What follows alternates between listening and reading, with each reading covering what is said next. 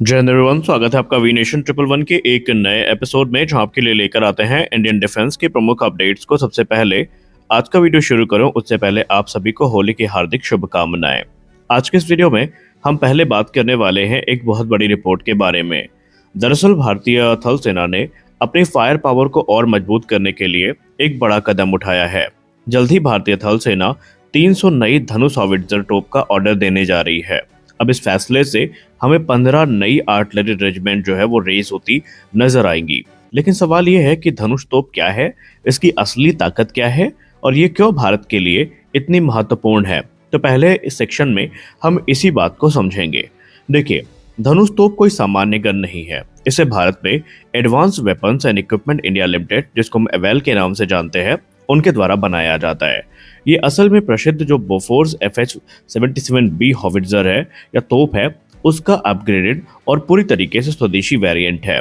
1980 के दशक में भारत ने बोफोर्स गन्स को खरीदा था और उसी तकनीक को आधार बनाकर भारत ने इसे आधुनिक तकनीक से अपग्रेड किया और जन्म हुआ धनुष का। बोफोर्स के बारे में आप सब भली भांति जानते होंगे कि कारगिल युद्ध में इन्होंने किस प्रकार दुश्मनों के जो है दांत खट्टे किए थे। अब अगर हम बात करें इस गन के असली ताकत की, तो ये 155 कैलिबर कैलिबर वाली गन है। इसकी लंबाई की बात करें तो वो 45 कैलिबर की है और ये एक टोड हॉविट्जर है। इसकी रेंज तकरीबन 38 से लेकर 40 किलोमीटर के बीच में है और इसमें एक बाई मॉडुलर चार्ज सिस्टम लगा हुआ है, जिसको हम BMCS के नाम से भी जानते हैं, जो इसकी मारक क्षमता को बढ़ाता है। यहाँ पर हमें बेटर मेटलर्जी देखने को मिल जाती है, एडवांस रिकॉइल सिस्टम देखने को मिल जाता है, डिजिटल साइटिंग सिस्टम देखने को मिल जाता है और इसे हाई एल्टीट्यूड वाले जो इलाके हैं उनमें तैनाती के योग्य बनाया गया है। मतलब ये तोप जो है ये लद्दाख जैसे ऊंचाई वाले इलाकों में भी काफी ज्यादा प्रभावी है और यही कारण है कि भारतीय थल सेना इसको लेकर बहुत इंटरेस्टेड है। अब नई तोपों का महत्व समझने के लिए आपको ये बात जाननी होगी कि भारतीय थल सेना पहले ही 114 धनुष तोपों का ऑर्डर दे चुकी है और इनमें से कई रेजिमेंट में शामिल भी हो चुकी हैं और अब 300 अतिरिक्त तोपों के साथ 15 नई रेजिमेंट रेस की जाएंगी। लंबी दूरी की फायर पावर क्षमता बढ़ेगी, सीमा पर हमारा जो डिफरेंस है ये बना रहेगा और स्वदेशी रक्षा उत्पादन को एक बहुत बड़ा बूस्ट धनुष के ऑर्डर के थ्रू मिलने वाला है। और आप जानते ही हैं कि आर्टिलरी को गॉड ऑफ वॉर कहा जाता है, क्योंकि आज के मॉडर्न वॉरफेयर में लंबी दूरी से सटीक हमला बहुत जरूरी है और धनुष भारत को यही क्षमता देती है। अब इसके जो स्ट्रेटेजिक इम्पैक्ट है वो भी काफी ज्यादा है। ये कदम सिर्फ एक नॉर्मल खरीद का नहीं है, बल्कि आत्मनिर्भर भारत की दिशा में ये एक मजबूत कदम माना जा रहा है और इससे हमारी जो इम्पोर्ट डिपेंडेंसी है ये काफी हद तक खत्म हो जाएगी और आर्टिलरी मॉडर्नाइजेशन को हम काफी ज्यादा तेज कर पाएंगे। दुनिया भर में देखा गया है कि युद्ध में आर्टिलरी गेम चेंजर साबित होती है। इसका उदाहरण आप रशिया यूक्रेन वॉर को भी ले सकते हैं, ऑपरेशन सिंदूर को भी ले सकते हैं और भारत भी अपनी लंबी दूरी की जो मारक क्षमता है अब उसे और भी ज्यादा तेजी से अपग्रेड कर रहा है। यानी कि ये जो 300 नई धनुष हॉविट्जर का ऑर्डर है ये भारतीय थल सेना के लिए एक बड़ा स्ट्रेटेजिक मूव साबित हो सकता है। इससे भारतीय थल सेना की फायर पावर बढ़ेगी, नई रेजिमेंट बनेगी और स्वदेशी जो हमारी इंडस्ट्रीज हैं उनको भी काफी ज्यादा ताकत मिलेगी। खैर, भारतीय सेना यहाँ पे ही रुकने वाली नहीं है। भविष्य में हमें जो MGS है यानी माउंटेड गन सिस्टम है, advance towed artillery gun system है, ये भी देखने को मिलेगा, जो कि भारतीय थल सेना की फायर पावर को काफी हद तक इनहेंस कर देगा। और भारतीय थल सेना पहले भी क्लियर कर चुकी है कि वो प्रोक्योरमेंट इस हिसाब से कर रहे हैं कि आने वाले भविष्य में जब रैमजेट पावर्ड आर्टिलरी सेल्स होंगी तो उनको भी हम लॉन्च करके जो एक्स्ट्रा रेंज है ये प्राप्त कर पाएंगे। यानी आर्टिलरी, जो लोग ये मानते हैं कि आने वाले समय में इनका महत्व बहुत कम हो जाएगा, वो गलत है, बल्कि इनका महत्व अभी दशकों तक इसी प्रकार बना रहेगा। अपनी अगली रिपोर्ट में हम बात करने वाले हैं एक ऐसी रिपोर्ट के बारे में जो कि हिंदुस्तान एरोनॉटिक्स लिमिटेड से है और इसने एक बहुत बड़ी डिबेट को लगभग खत्म कर दिया है।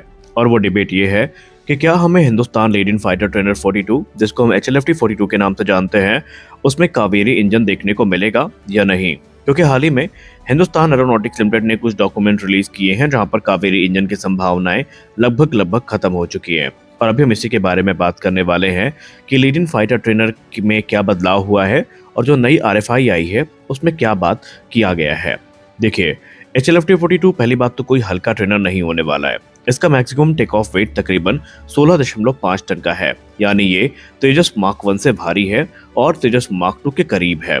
और ये सिर्फ ट्रेनिंग रोल के लिए यूज नहीं किया जाएगा, बल्कि जरूरत पड़ने पर ये लाइट कॉम्बैट एयरक्राफ्ट की भूमिका भी निभा सकता है। अब रही बात इंजन की, तो पहले माना जा रहा था कि इसको कावेरी इंजन से पावर किया जाएगा और तैयारियां भी कहीं न कहीं उस समय इसी के अनुरूप चल रही थी।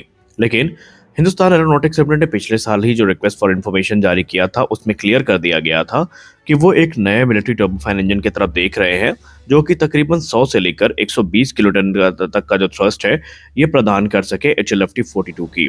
अब ये थ्रस्ट रेंज जो है, ये कहीं न कहीं स्वदेशी कावेरी इंजन को इस प्रोग्राम से पूरी तरीके से बाहर कर देती है।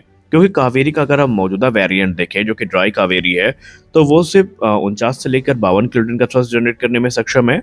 और जब आप इसको आफ्टर बर्नर के साथ कपल करेंगे, तब भी जाकर के ये सिर्फ 75 से 78 किलोमीटर तक का थ्रस्ट दे पाएगा। यानी ये उन आरएफआई में दिए गए नंबर्स के आसपास भी नहीं है। इसीलिए अब ये डिबेट यहाँ पर खत्म हो जाती है कि हम कावेरी इंजन यूज करेंगे या फॉरेन इंजन, बल्कि इसके जगह पर एक नई डिबेट शुरू हुई है कि जब एचएएल ने इतने हाई थ्रस्ट इंजन को चुनने का फैसला किया है, तो यहाँ पर कौन सा इंजन संभावित है।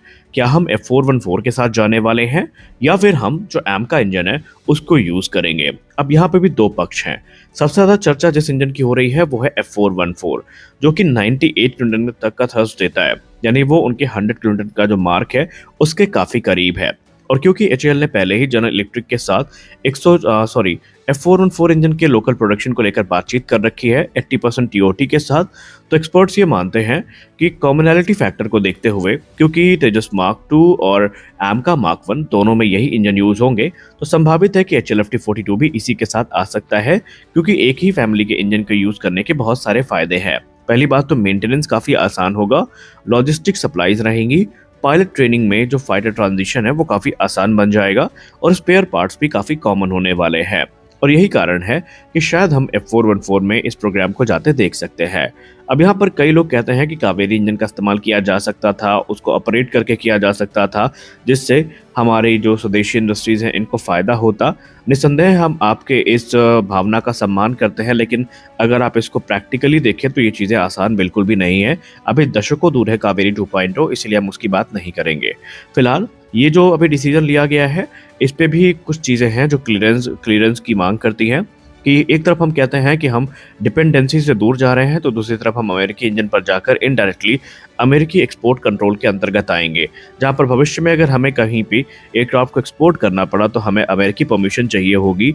और ऐसे में हमारी जो अमेरिका पर डिपेंडेंसी है, ये लॉन्ग टर्म में काफ़ी ज़्यादा हो सकती है। खैर, अभी क्योंकि ऑफिशियल टिप्पणी नहीं हुई है, तो हम ये नहीं कह सकते कि किस इंजन के साथ फाइनल वेरिएंट आएगा। हो सकता है कि इसको आगे चल के एमका जो इंजन है उससे लिंक कर दिया जाए।